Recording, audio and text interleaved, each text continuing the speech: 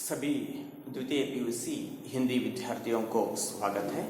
हम द्वितीय पीयूसी हिंदी पाठ्य पुस्तक में पांचवें जो पाठ भारत रत्न विश्वेश्वरैया इस पाठ प्रारंभ कर चुके थे। इसमें 2 वीडियो हम देख चुके हैं। दूसरे वीडियो में विश्वेश्वरैया जी बंबई से हैदराबाद आते हैं। बंबई से अपने जो नौकरी को इस्तीफा देकर वे हैदराबाद आते हैं। हैदराबाद में मूसी नदी पर वे बांध बनवाते हैं और हैदराबाद में बाग ए आम नाम से मशहूर एक सुंदर पब्लिक गार्ड भी इनकी योजना से ही बनती है। इसके बाद दक्षिण की जो रियासतों में, दक्षिण भारत की जो रियासतों में हैदराबाद के बाद मैसूर का जो नंबर आता है, तो उस वक्त मैसूर राज्य का जो राजा कृष्णराज वड़ैयर थे, वे एक बुद्धिमान व्यक्ति थे और दयालु हृदय के व्यक्ति भी थे। वे अपने राज्य की जो सुधार करने के लिए नई नई योजनाओं को कार्यान्वित करना चाहते थे। इसीलिए कृष्णराज वड़ैयर जी विश्वेश्वरैया जी को अपने राज्य बुलाने के लिए उसे निमंत्रण भी देते हैं। यहां तक हमारा दूसरा वीडियो समाप्त हो चुका था। अब तीसरा वीडियो देख लीजिए। विश्वेश्वरैया भी मैसूर राज्य के निवासी थे। उन्हें भी अपनी मातृभूमि को सेवा करने में आनंद का अनुभव हुआ। देख लीजिए, वे मैसूर राज्य के थे, यानी कि कोलार जिले में इनका जो जन्म हुआ था और बेंगलोर में भी इसका एजुकेशन हुआ था। तो अपने राज्य मैसूर राज्य को वे भी आना चाहते थे और उसे बहुत ही आनंद का अनुभव भी हो रहा था। वे मैसूर के चीफ इंजीनियर के पद पर नियुक्त हुए। तो वे मैसूर आते हैं, वहां पर चीफ इंजीनियर बनते हैं। इस पद पर उन्होंने 3 वर्षों तक कार्य किया। चीफ इंजीनियर बनकर 3 साल तक वे कार्य करते हैं। विश्वेश्वरैया की कार्य कुशलता एवं शासन पटुता पर महाराज मुग्ध हुए। देख लीजिए, यहाँ पर विश्वेश्वरैया जी की कार्य कुशलता, इसका अर्थ है इनकी जो कुशलता से कार्य करने की जो पद्धति को देखकर, इतना ही नहीं, शासन पटुता, शासन में चतुराई, शासन किस तरह चलाते हैं इनको भी देखते हैं। यानी कि इनका जो शासन कैसा था, चतुराई से चल रहा था। शासन पटुता पर महाराज बहुत ही खुश होते हैं। उन्होंने 3 साल बाद विश्वेश्वरैया को अपना दीवान नियुक्त किया। 3 साल होने के बाद महाराजा क्या करते हैं, विश्वेश्वरैया जी को अपना मंत्री बनाते हैं। दीवान शब्द का अर्थ है मंत्री। इस पद पर वे 6 साल तक कार्य करते रहे। मंत्री बनकर, दीवान बनकर विश्वेश्वरैया जी 6 साल तक कार्य किए। इन 9 वर्षों की अवधि में कुल मिलाकर मैसूर राज्य में वे 9 वर्ष तक थे। तो इन 9 वर्षों की जो अवधि में विश्वेश्वरैया ने अपनी योजनाओं पर अमल करना, इसका अर्थ है कार्य करना, अमल कर के मैसूर राज्य का नक्शा ही बदल डाला। वहां पर कार्य करके 9 वर्ष तक कार्य करके वहां का जो नक्शा, यानी कि प्राकृतिक स्थिति को ही वे बदल डालते हैं। कौन? विश्वेश्वरैया जी। देख लीजिए, इनका जो कार्य कुशलता कैसा था, इसके बारे में यहाँ पर बताते आ रहे हैं। यही इनकी जो जीवनी है, इनके जीवनी को पढ़कर हमें भी उस जैसे बढ़ने की कोशिश करना है। वे जिस तरह कार्य करते थे, उसी तरह हम लोगों को भी अपने जीवन में आगे बढ़ने के लिए हर वक्त कार्य करते ही रहना चाहिए। विश्वेश्वरैया ने दीवान के पद पर कार्य करते समय राज्य के हर विभाग में सुधार किया। इनके मैसूर राज्य के हर एक विभाग में, कौन कौन से विभाग में, यहाँ पर आगे बताते हैं, नई नई योजनाएं चालू की, अलग अलग योजनाओं को प्रारंभ करते हैं। राज्य की आमदनी बढ़ाई, फिर क्या करते हैं, आमदनी यानी कि लाभ, आय, राज्य की जो आमदनी वहां पर बढ़ाने की भी कोशिश करते हैं। राज्य को आगे बढ़ाने के लिए पैसों की जरूरत रहती है, तो पैसे कमाने के लिए भी जो कुछ भी नई नई योजनाओं को बनाना है वे सभी बनाते हैं विश्वेश्वरैया जी। बड़े बड़े कारखाने खोले आमदनी बढ़ाने के लिए और लोगों को उद्योग भी देने के लिए क्या करते हैं, बड़े बड़े कारखानों को खोलते हैं। नई नहरों के द्वारा 1.5 लाख एकड़ भूमि की सिंचाई का इंतजाम किया। फिर वे क्या करते हैं, नई नहरों के द्वारा, नहर यानी कि कैनाल, जलमार्ग बोलते हैं, उनके द्वारा मैसूर राज्य में 1.5 लाख एकड़ भूमि के लिए क्या करते हैं, सिंचाई की व्यवस्था, इंतजाम, सिंचाई ಅಂದ್ರೆ ನೀರಾವರಿ ಒಂದು ವ್ಯವಸ್ಥೆಯನ್ನ ಇವರು ಮಾಡಿಕೊಡ್ತಾರೆ ಅಂತಕ್ಕಂಥದ್ದು देखिए। ಅಂದ್ರೆ ರೈತರಿಗೆ ಹೆಲ್ಪ್ ಮಾಡ್ತಕ್ಕಂಥದ್ದು, ಅಂದ್ರೆ ಕೃಷಿಗೆ ಹೆಲ್ಪ್ ಮಾಡ್ತಕ್ಕಂಥದ್ದು। आमदनी बढ़ाने के लिए क्या है, जो भूमि की जो सिंचाई करना भी बहुत ही महत्वपूर्ण है। देख लीजिए, मैसूर राज्य के शिव समुद्र जलप्रपात पर बिजली पैदा करने का जो कारखाना उन्हीं की देखरेख में खोला गया। देख लीजिए, जो आज मंड्या जिले में है जो शिव समुद्र, वहां पर क्या करते हैं, बिजली पैदा करने का जो कारखाना, पावर प्लांट खोले जो इनके ही देखरेख में वहां पर खोला जाता है। विश्वेश्वरैया ने औद्योगिक दृष्टि से, उद्योग की दृष्टि से, औद्योगिक शब्द का अर्थ है उद्योग, उद्योग के दृष्टि से मैसूर राज्य के स्वरूप को बदलने का सफल प्रयत्न किया। देखिए, वहां का जो मैसूर राज्य के स्वरूप यानी कि वो जिस तरह था उसको, उसका जो पूरा स्वरूप को ही बदलना है। हर एक दिशा में वे क्या करते हैं, बदलने का बहुत ही प्रयत्न करते हैं। उन दिनों में भी विश्वेश्वरैया ने यह अनुभव किया कि किसी प्रदेश की प्रगति व समृद्धि उस प्रदेश की सिंचाई की व्यवस्था तथा औद्योगिक उन्नति पर निर्भर होती है। देख लीजिए, उनको यह अनुभव हुआ, किनको, विश्वेश्वरैया जी को यह अनुभव हुआ कि किसी भी प्रदेश की अगर प्रगति बनना है, प्रगति करना है और उस प्रदेश की समृद्धि को भी बढ़ाना है तो उस प्रदेश की सिंचाई की व्यवस्था, सिंचाई ಅಂದ್ರೆ ನೀರಾವರಿಯ ಒಂದು ವ್ಯವಸ್ಥೆ, और वहां औद्योगिक उन्नति, उद्योग संबंधी उन्नति, इसके आधार पर ही क्या होता है, किसी भी प्रदेश आगे बढ़ती है। यह बात उसको ठीक तरह से समझ में आया और यह अनुभव उसे हुआ।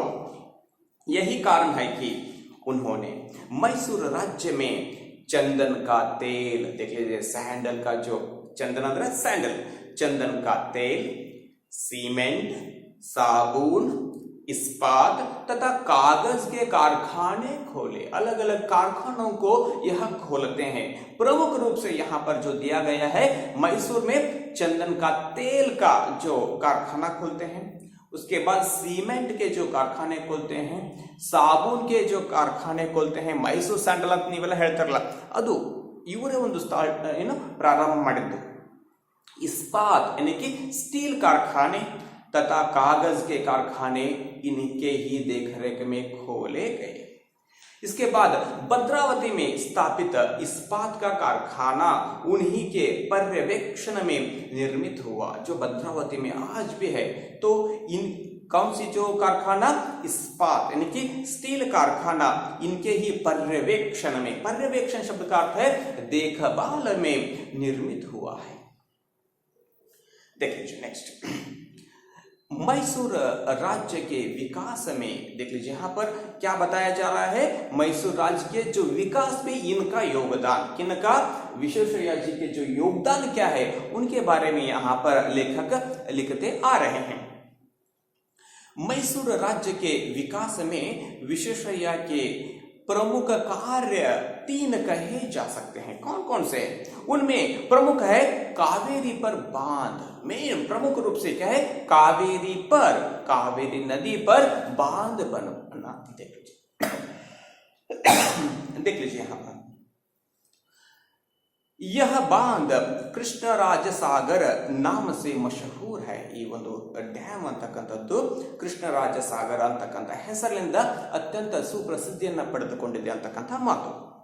इस बांध के निर्माण से जहां उद्योग के लिए बिजली प्राप्त हुई, वहीं पर सिंचाई के लिए पानी भी मिला. देख लीजिए, इस डैम को बनाने के बाद जो अलग अलग जो कारखाने खोले गए थे, लोगों को उद्योग देने के लिए भी यह अनुकूल हुआ.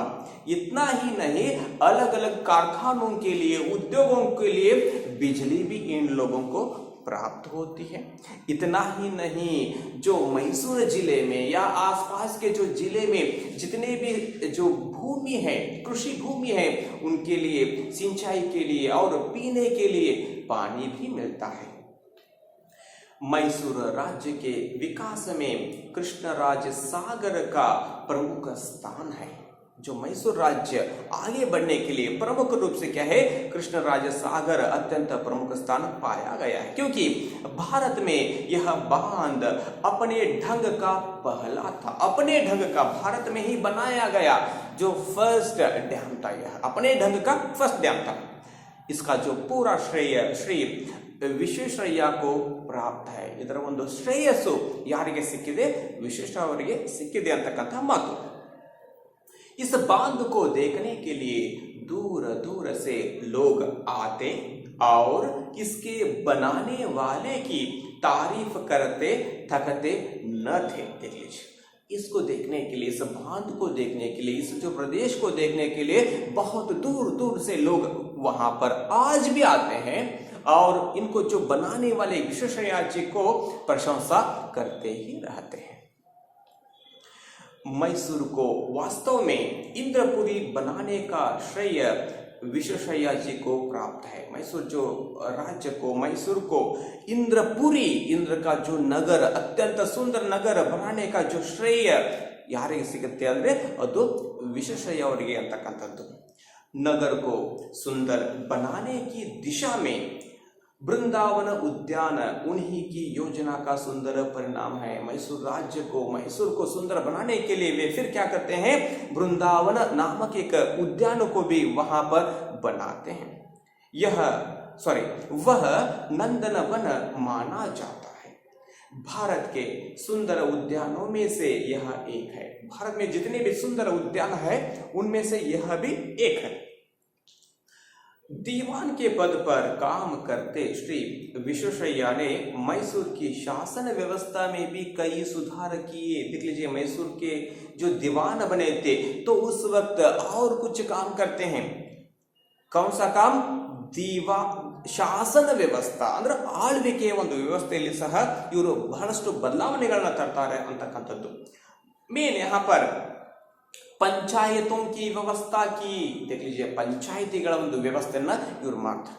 ನೀವೆಲ್ಲ ಈಗ ಕೇಳಿರ್ಬೋದು, ಏನು ಗ್ರಾಮ ಪಂಚಾಯಿತಿ, ಪಟ್ಟಣ ಪಂಚಾಯಿತಿ, ನಗರಸಭೆ, ಪುರಸಭೆ ಅಂತಕ್ಕಂಥದ್ದು. ಇದರ ಒಂದು ವ್ಯವಸ್ಥೆಯನ್ನ ಶ್ರೀ ವಿಶ್ವೇಶ್ವರಯ್ಯ ಅವರು ಮಾಡ್ತಾರೆ ಅಂತಕ್ಕಂಥದ್ದು. गांव और शहरों में जनता के द्वारा प्रतिनिधि चुने गए. गांव में भी प्रतिनिधि चुने गए और शहरों में भी क्या किए, प्रतिनिधियों को चुने गए, जो वहां के सुधार कार्यों में सरकार को सलाह देने लगे. जिस गांव में जो प्रतिनिधि चुने गए वे लोग अपने अपने जो प्रदेश की सुधार के लिए सरकार को सलाह देने लगते हैं. देखिए, इस प्रकार जनता और सरकार के बीच सहयोग की भावना बढ़ी. ये रीतियागी. देख लीजिए, यहाँ पर जो प्रतिनिधि थे वे सरकार के सामने अपनी जो सलाह बताने लगे, तो वे लोग बीच में रहकर जो सलाहकार के रूप में कार्य करने लगे और वहां पर सहयोग भी बढ़ी. ಫಲತಃ राज्य का अच्छा विकास हुआ. ಇದರ ಒಂದು ಪರಿಣಾಮವಾಗಿ मैसूर राज्य का बहुत ही अच्छा विकास होता है. विश्वेश्वरैया ने मैसूर राज्य के लिए अपना एक बैंक भी बनवाया. देख लीजिए, मैसूर राज्य के जो सुधार के लिए एक बैंक बनवाते हैं.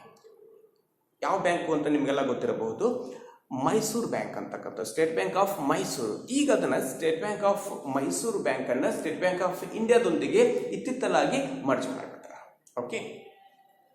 इस प्रकार राज्य के आर्थिक विकास में उनकी देन अद्भुत है। ಈ ರೀತಿಯಾಗಿ ಮೈಸೂರು राज्य की जो आर्थिक विकास में भी इनका जो प्रमुख स्थान है, आर्थिक विकास बढ़ाने के लिए ये बहुत अच्छे कार्य किए हैं। शिक्षा के क्षेत्र में भी विश्वेश्वरैया ने राज्य की अद्भुत उन्नति की। सिर्फ यहाँ पर अलग अलग प्रकार के साथ साथ शिक्षा की उन्नति करने के लिए भी ये अपने जो विशेष योगदान भी दिए हैं। उन दिनों दक्षिण में केवल मद्रास विश्वविद्यालय स्थापित था। उस समय सारे देश में केवल 5 विश्वविद्यालय काम कर रहे थे। विश्वेश्वरैया ने मैसूर राज्य के लिए एक अलग विश्वविद्यालय स्थापित करना चाहा। इस प्रयत्न में उन्हें अनेक बाधाओं का सामना करना पड़ा। आखिर वे अपने प्रयत्न में सफल हुए। देख लीजिए, भारत देश में उस संदर्भ में सिर्फ 5 विश्वविद्यालय कार्य कर रहे थे। दक्षिण भारत में मद्रास विश्वविद्यालय एक ही था, तो वे चाहते थे मैसूर राज्य में भी और एक विश्वविद्यालय बने। तो इस कार्य वे किए और अंत में मैसूर विद्यालय भी स्थापित हुआ। विश्वेश्वरैया के अथक प्रयत्नों के कारण मैसूर राज्य ने हर दिशा में उन्नति की। ಇವರ ಒಂದು ಅಥಕ ಪ್ರಯತ್ನದಿಂದ बिना थके, अथक शब्द का अर्थ है बिना थके, प्रयत्नों के कारण मैसूर राज्य ने हर दिशा में, हर दिशा ಅಂದ್ರೆ ಪ್ರತಿಯೊಂದು ದಿಕ್ಕಿನಲ್ಲಿಯೂ ಸಹ उन्नति की, आगे बढ़ी। लोग भी खुशहाल थे। इनके जो कार्यों को देखकर मैसूर राज्य के जो लोग भी अत्यंत खुश थे। इसका प्रभाव पड़ोसी राज्य मद्रास पर पड़ा। मैसूर राज्य को देखकर, मैसूर राज्य के लोगों की जो खुशी को देखकर मद्रास राज्य के लोग भी क्या करने लगते हैं, यहाँ पर बताते हैं। मद्रास के लोग भी अपने प्रदेश की तरक्की चाहते थे। देख लीजिए, इस तरह अपनी तरक्की वे भी आगे बढ़ना चाहते थे, मद्रास के जो लोग। देख लीजिए, मगर मद्रास राज्य पर अंग्रेजों का शासन था। तो उस वक्त मद्रास राज्य पर अंग्रेज शासन चला रहे थे, ಅಂದ್ರೆ ಆಳ್ವಿಕೆಯನ್ನು ನಡೆಸ್ತಾ ಇದ್ರು। अंग्रेज जहां मद्रास राज्य की उन्नति करना नहीं चाहते थे, वहां पर मैसूर राज्य की उन्नति भी उनसे देखी नहीं गई। देख लीजिए, यहाँ पर अंग्रेज लोग अपने राज्य की उन्नति भी नहीं करना चाहते थे। इतना ही नहीं, मैसूर राज्य के जो उन्नति को देखकर वे जलन महसूस कर रहे थे, ಹೊಟ್ಟೆ ಕಿಚ್ಚನ್ನ ಪಡ್ತಾ ಇದ್ರು। और इस राज्य की उन्नति भी उनसे देखी न गई। तो उन लोगों ने विश्वेश्वरैया के विरुद्ध मैसूर महाराजा के कान भरना शुरू किया। तो अंग्रेज लोग विश्वेश्वरैया के जो विरोध में वहां के मैसूर के जो राजा को अलग अलग बातों को बताने लगे, इनके विरोध में बातें बताने लगे।